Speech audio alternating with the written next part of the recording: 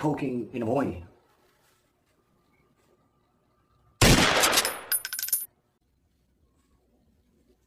Hi guys, and welcome to my YouTube channel, entitled Basyagan, where everybody can bash everybody at ang pikon ay laging tarra. Matatanda na kayo, mga hayop kayo, alam nyo na yan, walang personalan. So, this is my introduction about this topic that we're going to discuss today, at makakaasa kayo na masusundan pa ito ng ibang episodes relating to the same. Our episode for today is about two social media influencers na nagtitrending po ngayon sa YouTube and I think sa Facebook din, because I'm seeing a lot of this sa Facebook ko. Kaya na po sila nagbabangayan. I think it's already 4 months na.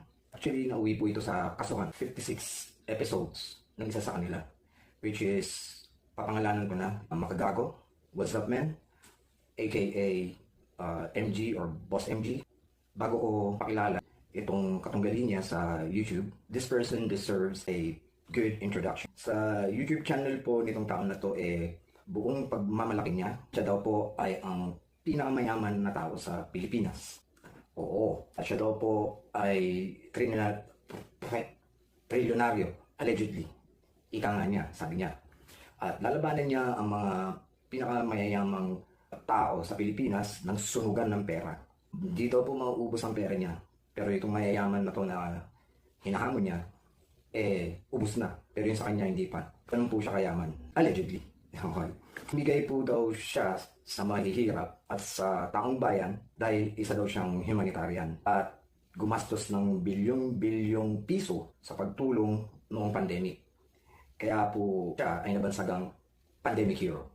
At ayon sa kanya mismo, nagtatag din po ito ng humanitarian foundation sa iba't ibang bansa, namely the US, UK, Japan, at syempre dito sa atin sa Pilipinas. Ang mga members po nito sa ibang bansa ang ating pong mga kababayang OFW na handang tumulong sa ating mga kababayan na may hirap at mga nangangailangan ng tulong. Nakatulong po sila through this foundation. Ang ginawa po nila is they raise funds. So, kaching-kaching pera at ipapadala po sa kinaukulan sa Pilipinas at dito nga po sa taong ito na ipapadala to para tumulong sa mga nangangailangan niya, allegedly. Siya ay matapang dahil during pandemic, para lang po may abot yung kanyang tulong. Remember, this is funded from the foundation na ni-raise ng mga OFW. Pero, kiniklaim niya na siya po or sa kanya po ito nanggaling. Kaya po niya nasabing siya ay matapang during pandemic, it is because halos pakamatay na daw siya. Truck ng bigas, allegedly, pinaharang, so hinaharap po niya at kinakausap yung mga authorities during the pandemic, hindi naman kasi basta-basta makakapag-travel, right? Buong tapang po niyang sinasagot at hinaharap yung authorities that time para lang may paabot yung tulong niya sa buong Pilipinas, allegedly. Yung papansin nyo, I kept saying allegedly, may kikwento ko rin kung bakit. Eto na, let me introduce to you the person na katunggali ni Boss MG, ni Makagago. Actually ako din nagulat during pandemic. Nung lumabas itong taong to, bigla lang sumulpot na parang kabote. That was the first time na introduced himself.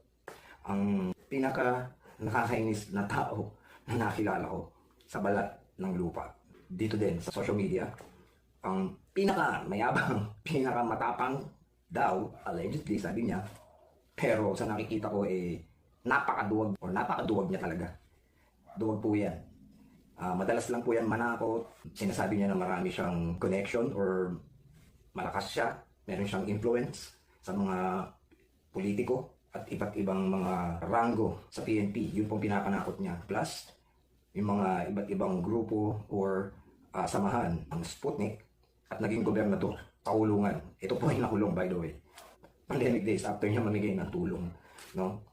Actually, inulan na rin siya ng batigas noon. Ito rin, ang pinakadugyot na tao, pinakabastos, pinakamanyak na DOM, at pinakapangit na ubod ng yabang. Lagi niya pong fineflex na marami siyang pera, makain siya sa mga fancy restaurants. Ang pinakamapanglait at palamurang tao sa balat ng social media, sa YouTube mainly.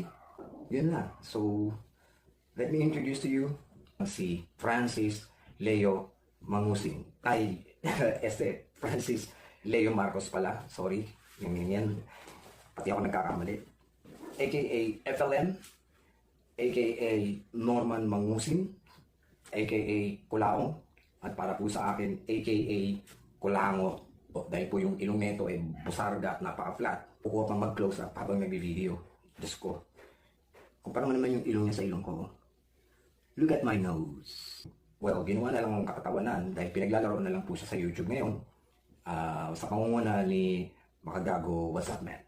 So lagi po ako nakasubaybay doon. And hindi na ako makapagpigil kaya makikisaw-saw na rin ako since I also have my own YouTube channel and I consider myself as a micro-influencer. So I'm just starting.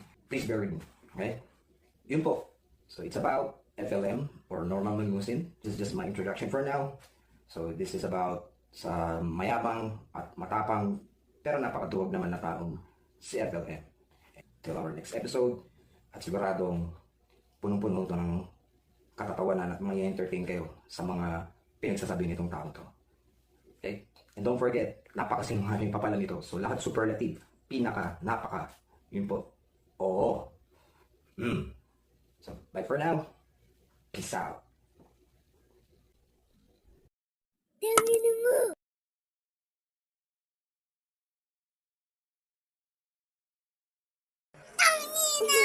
Ako po ay pinanakawang super yaman. Ang kasunod ng pera sa nila. Gusto nila. Sunod nila ang pera nila. Pero sigurado ko, hindi pa ako napapasok. Pupunta yung pera nila. Pero pag sila siguro ng pera ko, pag hindi pinabuto nila, abo na. Yung pera ko hindi pa hula ako.